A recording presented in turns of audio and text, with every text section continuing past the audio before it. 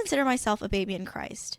I feel like all of us are. I don't think that any of us are ever super experienced in God. We're all children. We're all babies. Even if you're 35, 45, 55, 65, 75, I don't care how old you are. We are constantly learning about God. And there were a lot of things that I heard going into my walk and I never truly understood. And so that's the topic of today's episode. I want to talk to the new believers. I want to talk to people who may have known God but have never taken him that seriously, or maybe wanted to take him that seriously, but you didn't really understand like the lingo. You didn't really understand what any of these things meant, because I didn't. And I still don't. There's a lot of lingo and church lingo that I'm still trying to understand and grasp. But God reveals these things to you in time, so long as you are seeking him and also others around you are praying for you. This is the term that I want to speak on today. The very common thing that I heard in every sermon, in any preacher, in any person, like my spiritual mothers talking to me, they always said, put God as your foundation. Put God first. Put God as your priority. They also always said, start your day with prayer. Like, the prayer should be the first thing that you do when you roll out of bed, even before you brush your teeth. So those are two things that I heard all the time. I think there's a difference between hearing things and then trying to convince yourself that it doesn't really apply to you. You're just kind of like, okay, maybe this is like a metaphor. Maybe this is something that's like super deep that you can't really understand yet. Maybe this is dependent on the lifestyle. What does this mean to me? That's exactly how I would say it. It's like, what does this mean to me? And for 4 years, I would hear that every now and then in sermons, and whenever I would feel overwhelmed, because I dealt a lot with feeling overwhelmed and feeling anxious. That was the thing that I felt a lot. I always felt like there wasn't enough time in the day. I always felt like there's so many things that I had to do that I can never complete them.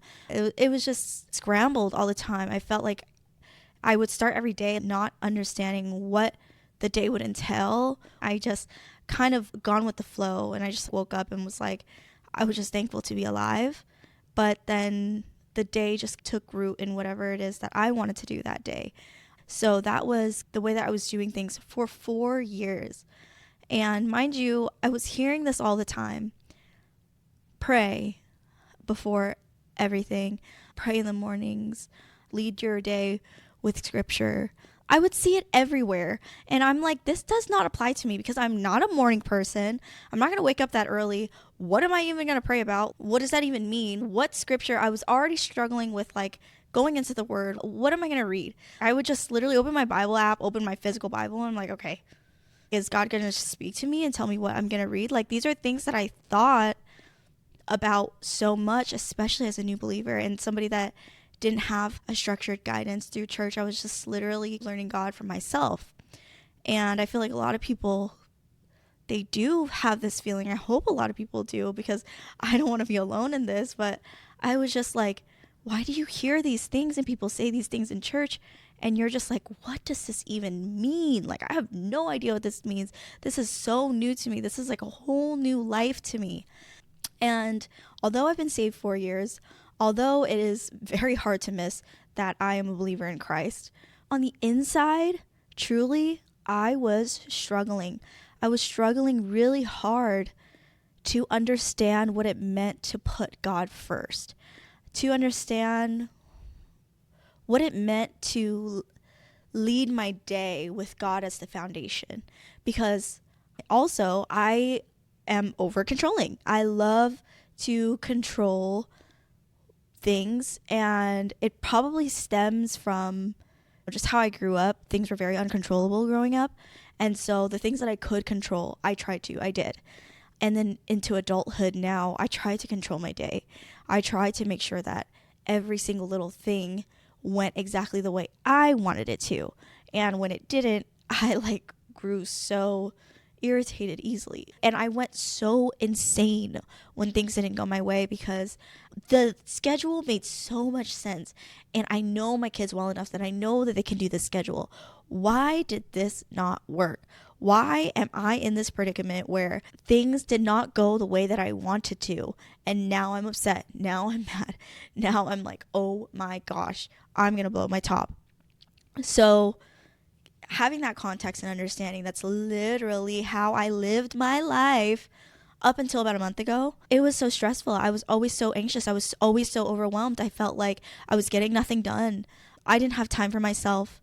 I would sacrifice time with myself to spend time with my husband because I care about our marriage so much. And then also, I find myself all the time that I spent with my kids, it was just to get things done. It wasn't intentional time that I was spending with them. I wasn't really hearing them. It was like I was numb. You know, when we had COVID, our masks just evolved, right? It started with that K90 mask or whatever it was called, just a regular doctor's mask, and then people started getting creative, and then there was like a pattern mask, and then there was like a breathable mask, and then they just went like Super Saiyan, and then they had like the whole glass over the face, so it's like you're not even wearing a mask. You can still wear makeup and you can still look cute, except now you have this glass screen over your face. That's what it felt like with my kids. I felt like I was just not giving myself enough time for myself, and I was there for everybody else, that I had this screen over my face that even when the kids would talk to me, I was just like a zombie. I was just kind of dull. And I functioned like that for so long. I was so overwhelmed.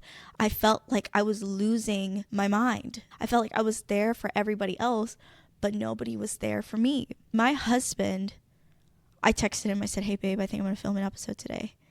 And so he called me because we drive our city bus and it's so big and there's no seat in the front that like I sit. And it's like we would literally have to shout at each other to hear each other. So what we just ended up doing is we just call each other. And he called me and he said, what are you going to film about? And I told him, I said, I'm going to talk about what's been going on with me. And he told me in our conversation, he said, you know, I used to see you waking up really, really early to do things for your clients. But he also just kind of assumed that I was praying too. And then a week would go by and I would notice that you were still very militant in getting up to do things for your clients. But at that point, I knew you were not praying. And so before he says anything, and I love this about my husband, and it's something that I've learned to do too. He said, before I said anything, I wanted to go to God about it. And I just prayed and asked God to speak to your heart and put the importance of praying before your clients in the same way that you put that effort and that militant effort into your clients. I prayed that you would do that with God. I had no idea that he did this. And that's really the power of prayer and the way that you should pray for people and for your spouses and everything. Praying for other people is not a way of condemning them like, oh, I'm going to pray for you. You know what I mean? It's like, no, genuinely, you're going to pray for them because sometimes there's some things that you can't even say to them that God can. And God knows exactly the time to do it. And maybe he had been preparing you up until this point to receive that word from God himself. And so I can't speak too soon, but I can't imagine just knowing myself that if Moses had just came up to me and been like, hey, you need to start praying in the mornings, I'm going to be like, man.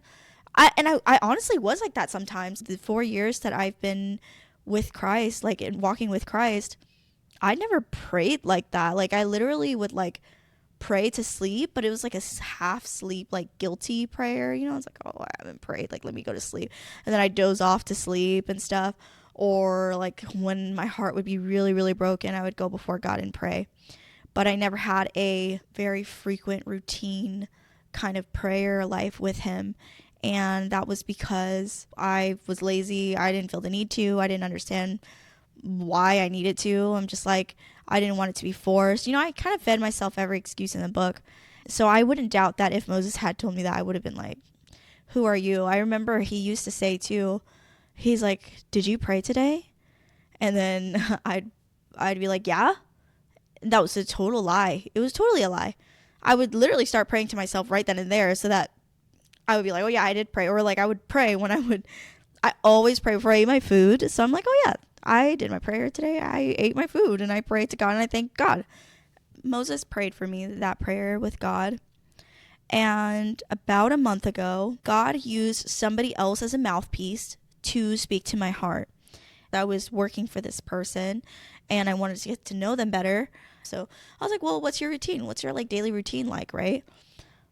And they told me I wake up at around 4 or 5 in the morning And the first thing she does, she says she doesn't touch any technology. She just goes outside, and it's before the sun rises. So she's like waking up with the sun, with the earth, and she'll pray. She'll spend that time to be still and to be with herself, give that time for herself. But she'll pray. She'll ask God to lead her day. And I was like, huh. One thing I want to point out that I heard recently on my cousin Aria's podcast, Apostle Davis, he was saying that you need to learn how to hear God. And he said, God does not just speak in like this crazy voice, right? Sometimes he can speak through the weather. He can speak through nature. He can speak through people who don't even believe in God. Like they just say something and it's confirmation to you. And so this person, though they weren't a firm believer or somebody that I knew from church, they were a mouthpiece to speak to me because I started feeling immediately convicted. Obviously, it was God convicting my heart. God spoke through this person. I immediately got convicted and I was like, okay. And literally the next day, I started waking up at 4 in the morning. Literally 4 in the morning. It's dark. It literally looks like how it looks like right now. It's dark outside. I would wake up. First thing I would do, get on my knees and pray. I would pray 5-10 minutes, go journal. And then after that, I started getting to work. It's like I used to literally wake up at 10 in the morning. And now everything is done by 8:30 in the morning. And I have all this time to either nap or whatever. And I've also already taken care of the foundational thing, which is what we're talking about in this episode. I spoke to God this morning. I wrote about what I had spoken with him about. And I've taken care of myself as well. I've spent time with myself. I worked. I got some work done. So it's not like I didn't get any work done. I cooked breakfast for my kids. Like everything was done. And I had time for myself. I did it all in the quiet, in the lone, in the silence. So the fact that I was able to get so much stuff done while they were asleep, including the most important thing, which was to pray, was amazing. It was life-changing, like legit. It was life-changing. And so I did that, and I've been doing that for the past month. I found a dramatic shift in my entire life, in the entirety of what I do, because it helped me, one, to realize, okay, God really does have to control my day. Because in the little part that I can control, which is like waking up in the morning and praying to him, everything else that happens to that is completely out of my control. And so the only way that I can have some type of grasp on things is to ask God to give me the strength to do it.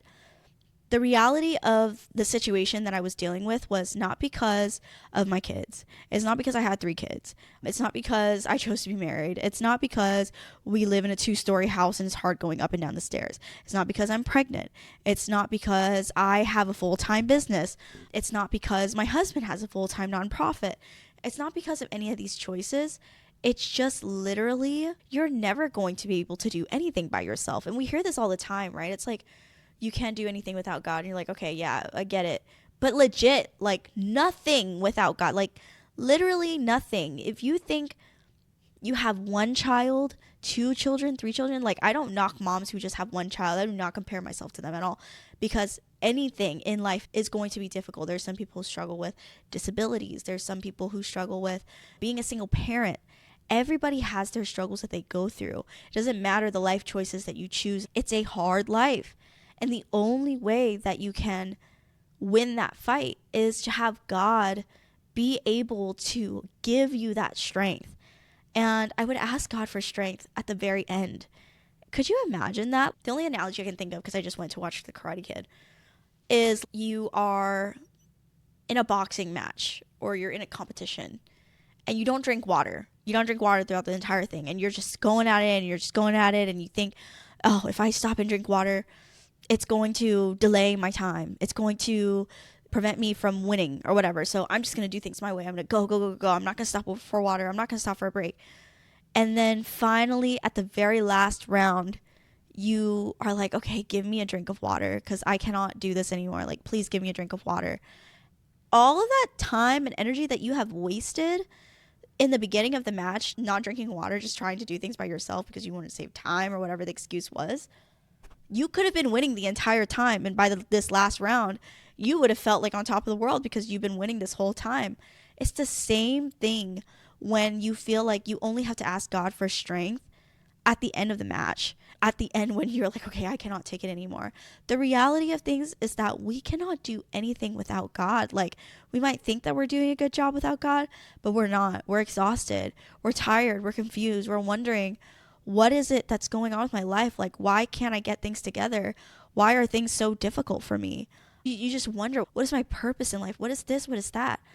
But when you have God in the center and you put God in the forefront, and it's more than just that, it's more than saying like God is my center, because it's easy to prioritize God. God is such a good God that he's done so many things for us that it's easy to put him in the top. It's like when you finally meet a man that like treats you right, it's like, of course it's easy to put him on a pedestal. It goes beyond that. Like the word says, faith without works is death. To have faith in God and to know God's got my back, I love him, he's a good God, that is good as a start. But you need to put the work by actually putting him in the forefront. It's not enough to say, God is my priority. It's like, okay, well, what actions are you taking to actually put him as a priority? Have you spoken to him today? Have you prayed today? Have you read the word today? And I'm telling you, it previously was probably contradicting for me to say this, because I literally used to hear pastors, my husband, the people around me say this all of the time. And I'm like, go away. Don't talk to me. Don't tell me. Don't ask me, have I prayed today? Don't ask me this. You don't know my life. You don't know. And it's like, that's your flesh talking. That's your flesh fighting. Truly, you hear these things and you don't understand why until finally it hits you in the face that, oh my gosh, these things that are constantly repeated, these things that are in the Bible, because it's not just the person saying it. That's why the word is so important, because you can be surrounded by people who don't believe in God and you're the only one that does. But when you have the word, it says it in the word, right? It's faith without works is death, is one that I already mentioned. Pray without ceasing. The word is the bread of life. I can't emphasize the importance of recognizing that you can't do things by yourself. You cannot do things without God. You cannot pretend like everything is fine and you only come to God when you need him. That's not how things work. You have to, and it takes time. And I thank God for his mercy that he gave me the time to really understand this, because even though I wasn't putting him at the front of my day, still he gave me mercy. Still he was blessing me. And then still he was giving me that time to be able to come to it. I thank God for it, because now I'm here and I'm like, okay, God, let me give you the time that you deserve. Once I was able to do that and ask him for strength before strength was even needed, before strength was even necessary, all I had done is just woke up today. The more I realized that my spirit, my overall being, my overall attitude has just shifted in a way where I am available for everybody, but I am available for myself first. I'm available for my God first. I'm available for my kids first, for my husband first. And also I have all the time in the world. It seems like I have all the time in the world. I have my day back to be able to do things for others as well. And that felt impossible to me in the past. I thought that I would have to give up something to be able to bring something back into my schedule. But it's like, when you have God in the forefront, when he gives you that strength, he really gives you time for anything and everything. And you're not bound by it. You're not restricted by it. You don't feel overwhelmed and sick and tired. It's like you feel like so motivated, and you just feel like you're on top of the world. Like, oh my gosh, like I can do all of these things and I can achieve all these things. I can get all of these things done only through God. My spirit feels so good in knowing that I have this new way of thinking and this new way of life that will at least set me up and prepare me for the day. It's not to say that attacks won't happen, because trust me, they have. But at least I'm prepared for it. I feel so chill about it. It's like, okay, an attack comes. I'm just kind of like, I can't wait to pray about this tomorrow and see what God says about it. I can't wait to just lift it, take it off my shoulders and pray about it and drop it in my journal and just leave it like that. Like I don't even have to worry about it. And that's literally how I've been thinking. And God literally has been taking care of it. Like, you have to give God everything. Like I said, everything, including the hard things, the bad things, the yucky things, You have to give God everything. That's the word that I want to leave you guys with today. That coming from somebody that is a new believer, that has struggled in the past with putting God in the center through more than just faith but works, through being told to pray, through struggling with feeling overwhelmed and anxiety and feeling helpless and feeling like you have no control over anything. I genuinely believe that in doing this, in putting God first, and in this translation of what people mean, because like sometimes, you know, people can speak in code when it comes to this faith. Like they're like, well, you'll find out when you find out. I can't tell you first. Like, tell me the code. I'm not telling you the exact code, but at least I want to be transparent with you guys and tell you guys what I'm learning as somebody that's new in the faith as well. This is the code. This is the code, guys. This is literally the code. And I thank God for it. And I just hope that for those of you who were feeling the same things that I was feeling, or even if you did this and then you've fallen back, get back into it. Get back waking up early. Get back to putting God first. Just let it come back. And I'm just so thankful for this. I'm so thankful for this because he considers everything. It's not like God only considers the things that is for his kingdom, that he just considers like, oh, okay, well, how are you spreading the gospel through this? No, it's like he worries about what you're feeling too, how you're feeling. He wants you to feel good about yourself. He wants you to not be stressed out. He wants you to be taken care of. He's literally like a father, a husband. And that's what he means when he by the desires of our hearts. Like when we ask for the right things, like he does want us to have good things, have a good day, have joy, have the feeling of strength over our days. And so I thank God for being so merciful in that way and for teaching me that. I just pray over everybody that's watching this, that if you do have that feeling of where you feel kind of helpless and out of control and you just want control of your day back, you want more time back, you want your life back, you want to not feel overwhelmed so much, you want to not resent your kids, not resent your husband, not constantly assign blame to other people as to why you feel so flustered and out of control. I pray over every single person that feels that way, that God speaks to you, that God reveals to you the things that you need to see. In the same way my husband prayed for me and revealed to me that he had been praying for me to do this the entire time. That's the importance of having other people pray for you, because that sometimes other people see things that you might not see. I urge you guys to never take offense to, not never take offense, I guess it just depends on the person, but like for the right people who say they're praying for you, to not take offense to it, but actually to embrace it, because I know that without my husband's prayers, it would have been pretty hard for me to get to this point. And so I thank God for that. And I just pray over every person in the same way that he prayed over me, that God revealed to you guys the things that you need to do to put him first in a way that is loving, in a way that is beneficial to you. It's mutually beneficial. God is never a singularly beneficial God. He doesn't do things only for the good of him. Everything that he does is for the good of the kingdom and for the good of you, for both of us. And so I pray that over you guys. I pray that in your seeking God, because that is what it is. When you wake up in the morning and you pray and you journal, that's also you seeking God, that you feel a sense of peace and calmness in knowing that you have at least done that, at least done what is asked of you on a daily basis, which is to seek God, to seek understanding, to give him the time that he deserves, not as a checklist item, but that you see it actually changing your life. And so that's my word for today. That's the episode for tonight. I'm so grateful for you guys, for your patience, for God bringing you to this episode. If you've seen it, I'm so grateful for the things that he was about to do.